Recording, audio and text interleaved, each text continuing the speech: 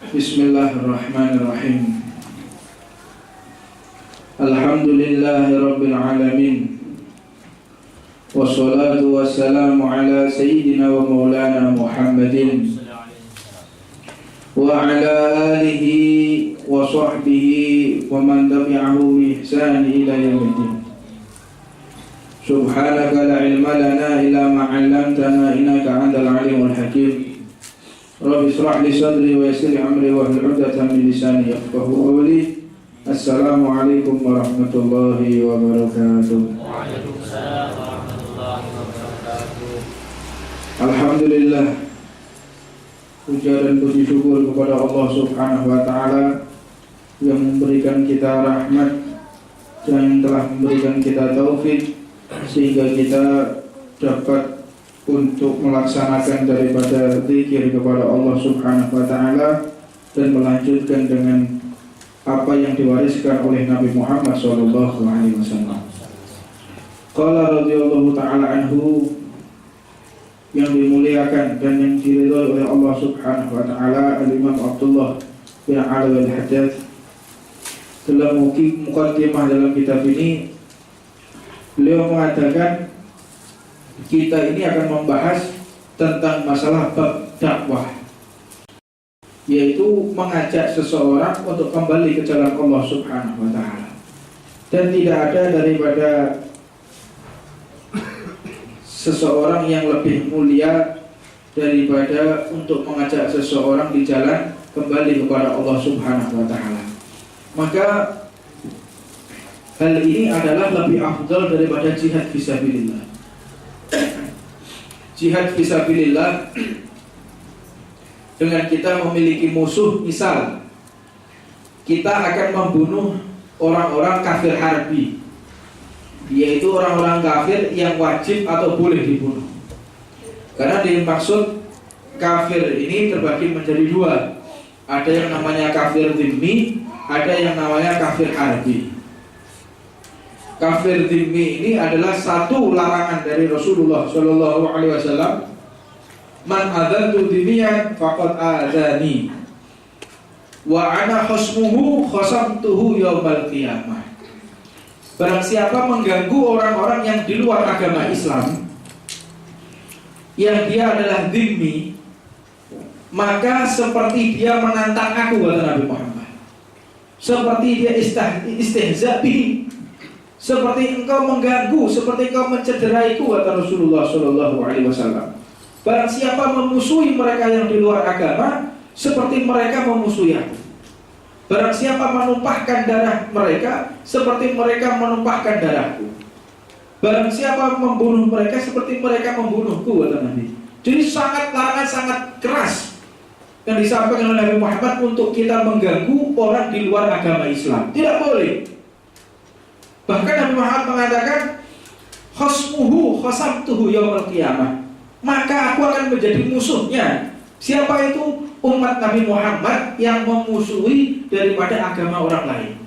Tidak boleh. Khasamtuhu yaumal qiyamah, dan aku akan menjadi musuhnya ketika nanti dibangkitkan oleh Allah Subhanahu wa taala. Jadi benar-benar tidak boleh. Dan ini adalah agama terspesial. Belum ada agama lain yang mana agama tersebut mengancam umatnya sendiri. Belum ada, Pak. Ini bentuk toleransi yang luar biasa yang diajarkan oleh Nabi Muhammad Shallallahu Alaihi Wasallam. Jadi belum ada yang namanya umat Nabi mengancam umatnya sendiri. Jadi ada Nabi mengancam umatnya sendiri, belum ada. Di kitab manapun tidak ada, kecuali di agama Islam. Saking besarnya daripada rasa toleransi antar umat beragama.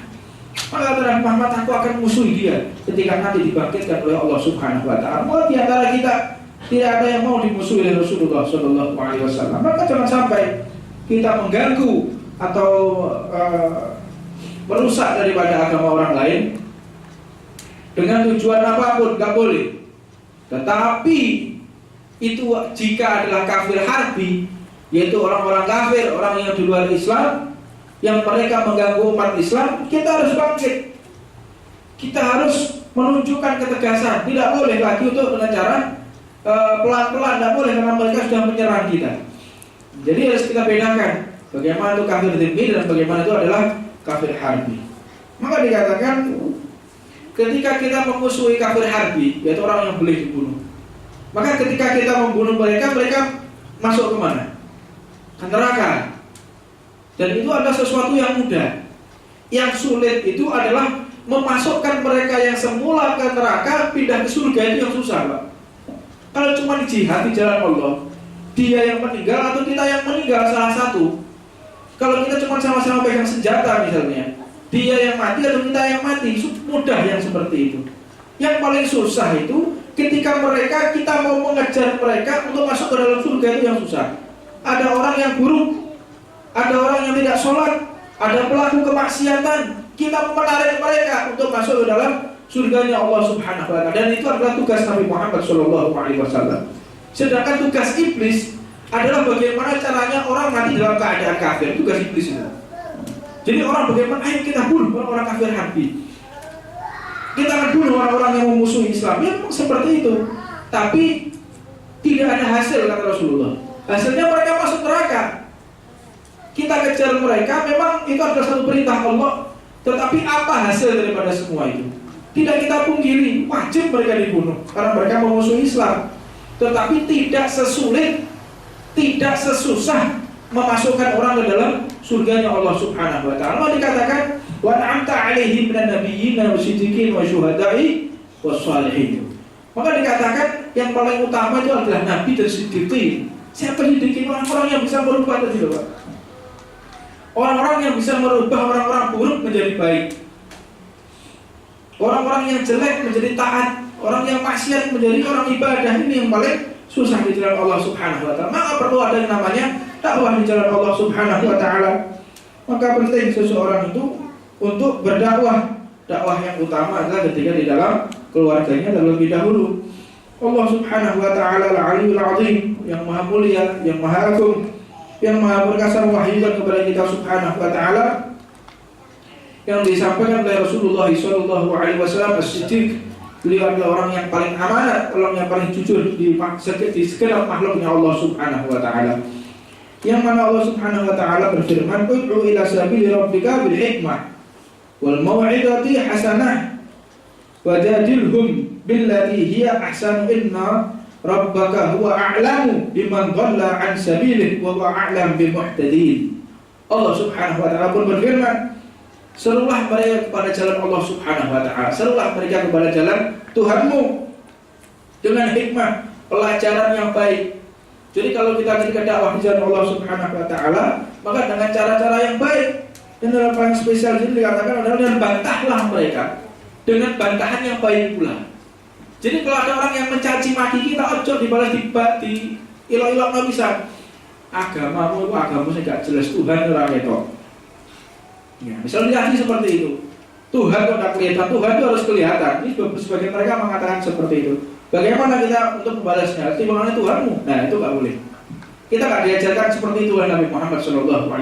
Jadi jangan sampai kita termasuk orang-orang yang ikut mencaci maki, membantah mereka dengan bantahan yang buruk. Jangan. Mereka mengajak-ajak kita, mereka memburuk-burukkan kita, bantah mereka. Jelaskan, terangkan mereka dengan bantahan-bantahan yang logis, yang baik, yang mulia, yang menggunakan pengetahuan ilmu. Ya memang Tuhanku tidak tampak, karena Tuhanku sungguh agung, sehingga tidak ada satupun yang bisa menyerupai Tuhanku. Tuhanku tidak memiliki tempat, karena memang Tuhanku tidak membutuhkan tempat. Seperti itu. Jadi bantahlah yang baik-baik dengan ucapan-ucapan yang mulia. Jangan kita menjadi orang-orang seperti orang jahil. Mereka saling mencaci maki, mereka selalu berkata buruk satu dengan yang lainnya. Nauzubillah min dzalik. Qul hadhihi sabili ud'u ila Allah ala basiratin anna wa man ittiba'i wa man subhanallah wa ana minal musyrikin. Nauzubillah min dzalik. Ini kata Allah Subhanahu wa Ta'ala, ini adalah jalanku. Jadi kalau kita membantah dengan mereka, karena jalan oleh mereka, ini adalah jalanku. Dan aku berupaya untuk mengajakmu. Ini dicontohkan oleh Allah Subhanahu wa Ta'ala. Aku ingin mengajakmu, dan marilah engkau berjalan bersamaku. Jika memang kau tidak mau, ya sudah. Maka kita sampaikan kepada mereka dengan hujah-hujah yang nyata.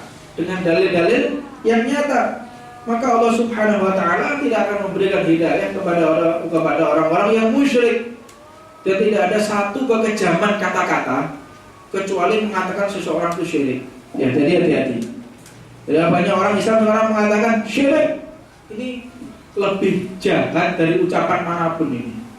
Jadi berhati-hati ketika kita berkata-kata kepada umat Nabi Muhammad SAW. Sudah hati saya? Belum. Kurang berapa menit? 13 menit. 13. Sekarang ada apa? Belum. Bukan.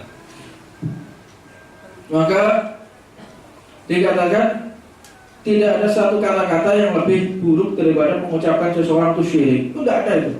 Paling parah sudah. Mengatakan engkau itu syirik, bid'ah, ini kata-kata yang paling kecil.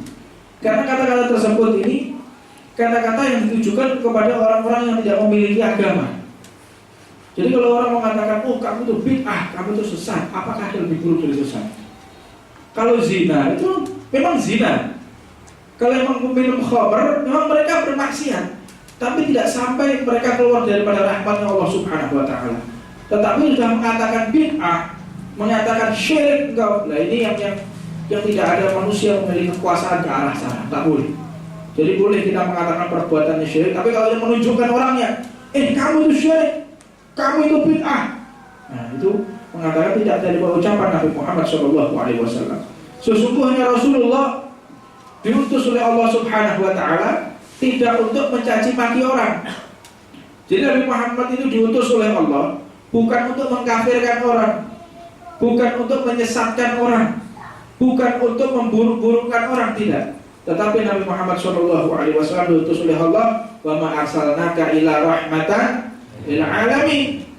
Tidaklah aku utus wahai Rasulullah, tidaklah aku sampaikan agar engkau keluar daripada bumi ini kecuali membawa rahmat daripada sekian alam. Apa itu yang dimaksud alam? Ma siwallah, kecuali Allah Subhanahu wa taala adalah alam. Apa alam semesta? Semua jin, malaikat, hewan, pohon, segala sesuatu ini adalah alam. Apa itu alam? Ma siwallah, kecuali Allah Subhanahu wa taala, maka dikatakan alam. Maka di mana-mana jika ada penerapan syariat Allah Subhanahu wa taala, maka menjadi mulia, menjadi baik, dan tidak ada satupun kriminal. Bagaimanapun keadaannya, bagaimana repot yang namanya kondisi atau ekonominya, gak akan terjadi kemaksiatan. Mana mungkin? Bukti nyata di jalur Gaza. Jalur Gaza itu Pak, di Palestina. Itu orang mandi 28 hari sekali. Itu mandinya 28 hari sekali. Gak ada air kecuali untuk minum. Jadi kalau mereka mau mandi terpaksa menggunakan air yang kotor. Jarang mereka untuk menggunakan mandi. Makan itu sehari sekali sudah bersyukur mereka dari Allah Subhanahu wa taala.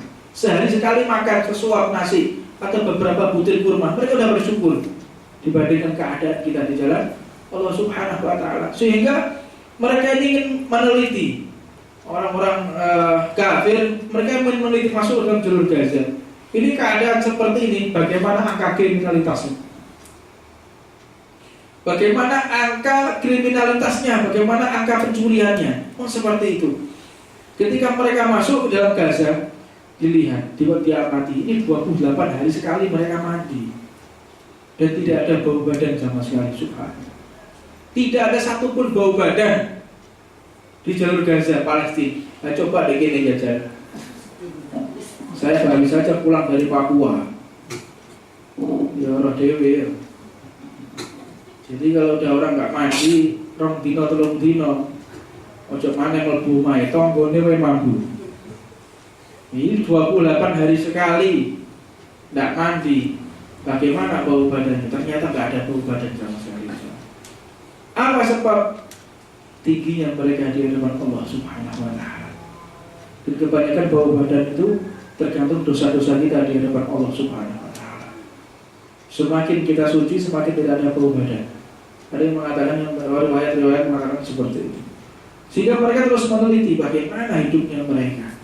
Ternyata hidupan mereka makmur dan tidak ada satupun pencurian. Subhanallah, di Gaza satu kali pencurian belum pernah ada sepanjang tahun. sepanjang digempur oleh Israel itu belum pernah ada yang namanya pencurian, tidak ada. Orang mencuri korban daripada pembunuhan tidak ada. Kriminalitas 0%, tidak ada kriminal. Kartu tuban, jajal sudah ketemu parkir kuncinya kandil. Ya insya Allah sak menit 2 menit wassalam. Nah, ini bukti kalau syariat Allah Subhanahu wa taala itu yang menjaga alam. Kenapa mereka bisa seperti itu? Karena memang mereka menegakkan syariat Allah. Mereka berupaya daripada membuat peraturan Allah Subhanahu wa taala, bukti. Sehingga banyak orang-orang yang beristighfar, memohon ampun kepada Allah Subhanahu wa taala, dan mereka masuk ke dalam Islam. Ini bukti nyata.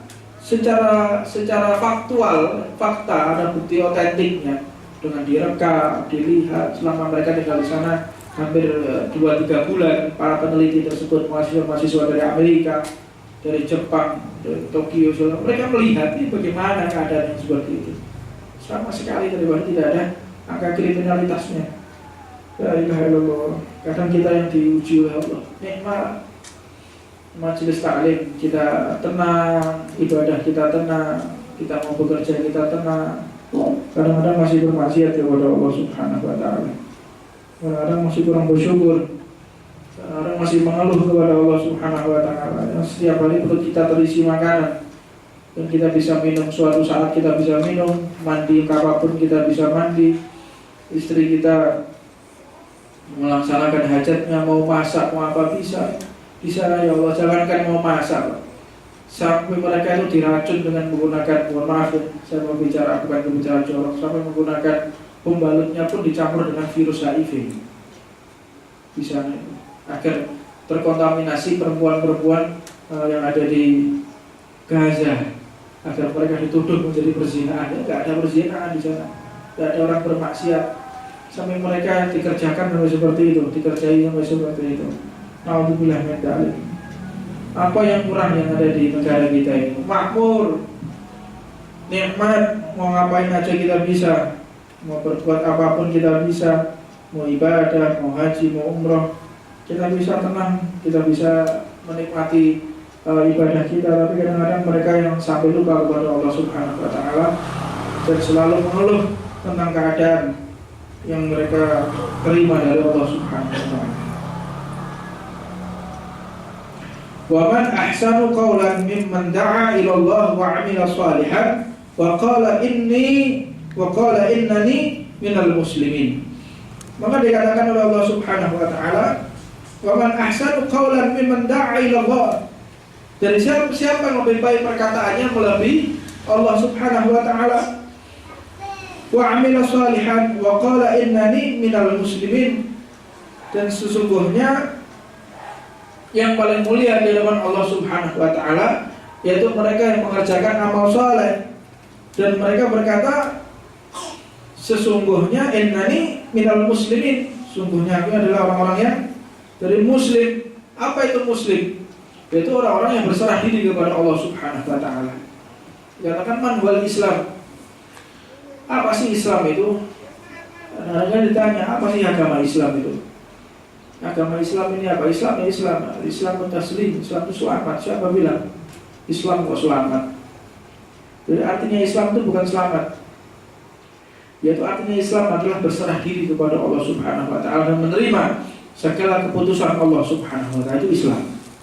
Jadi kalau ada orang dia mengaku dirinya Islam, ya memang Islam itu selamat, memang dia akan selamat.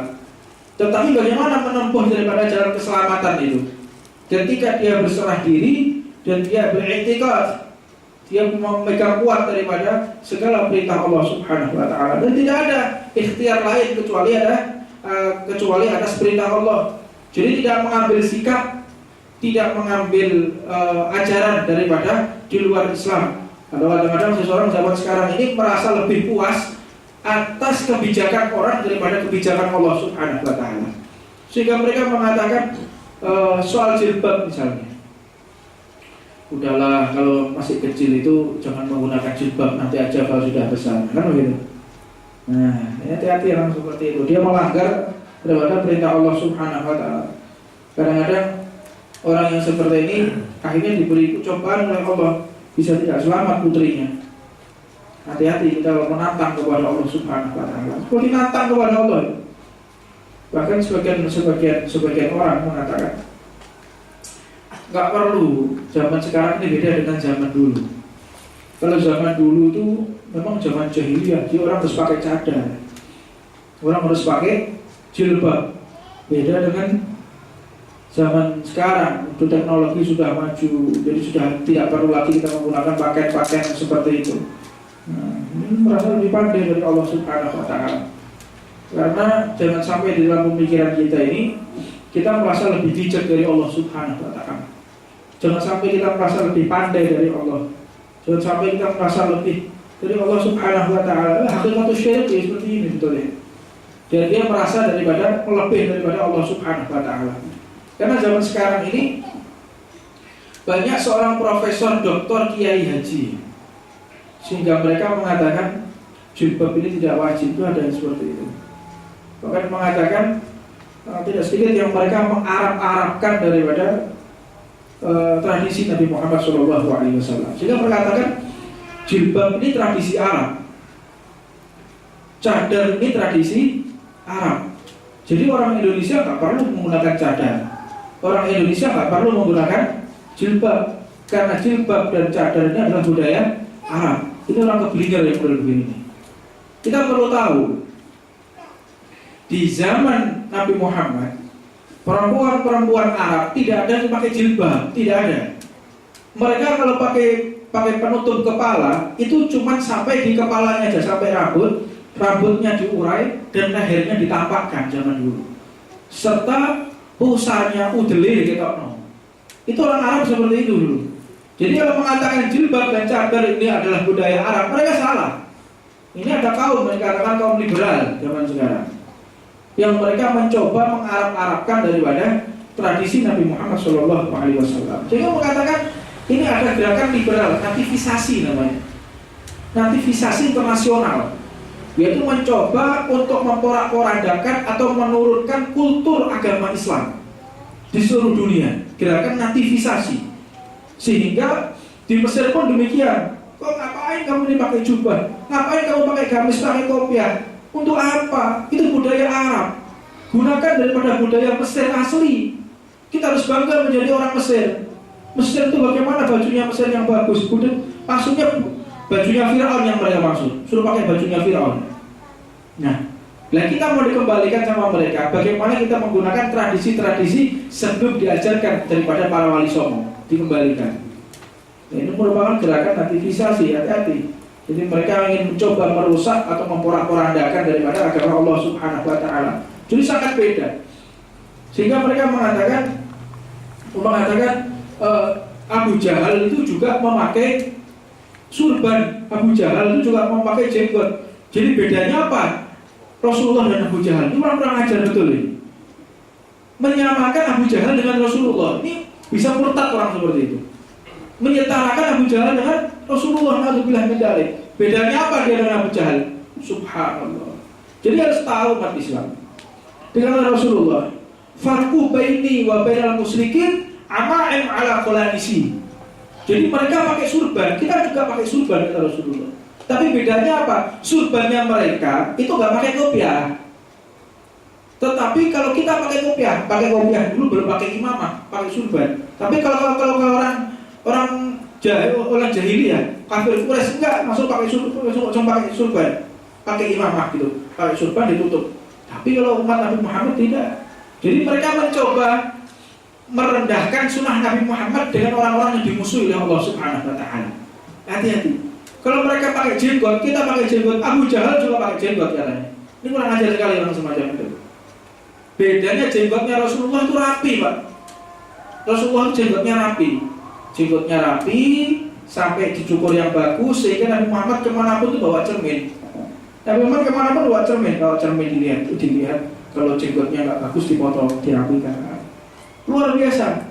Jadi Nabi Muhammad kemanapun di sakunya itu ada cerminnya, ngocok dilihat. Berparas yang baik, Sallallahu Alaihi Wasallam.